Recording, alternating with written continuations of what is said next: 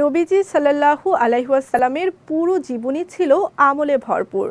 এক কথায় বলতে গেলে তার জীবনের সব কাজই কল্যাণ ও নিয়ামতে ভরপুর। তিনি উম্মতদের বিভিন্ন বিষয়ে ওসিয়ত করেছেন।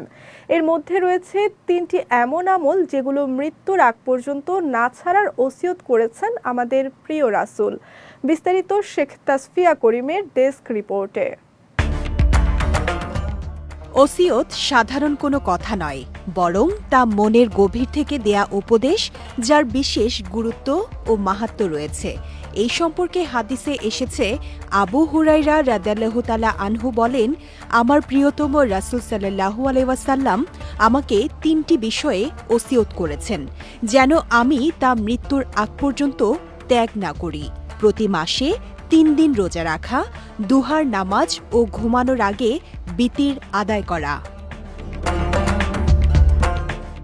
প্রত্যেক আরবি মাসের ১৩, ১৪ ও ১৫ তারিখ রোজা রাখা সুন্নত, যেগুলোকে আইয়ামে বীজ বলা হয়।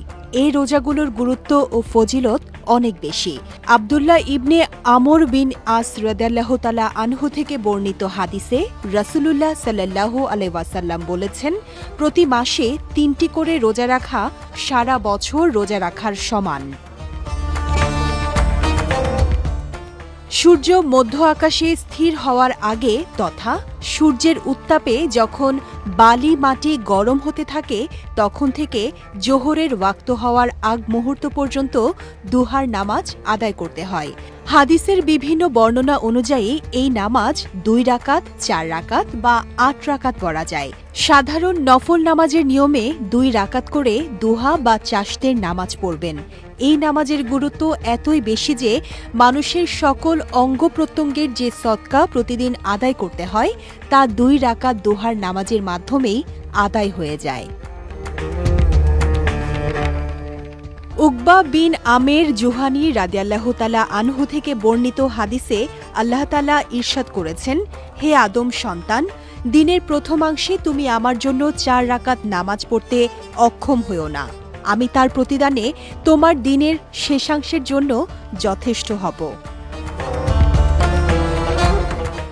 ৫ ওয়াক্ত ফরজ নামাজের পর সবচেয়ে গুরুত্বপূর্ণ নামাজ হল বিতির। এশার নামাজের পর থেকে সুবহে সাদিকের আগ পর্যন্ত বিতির নামাজ পড়ার নিয়ম।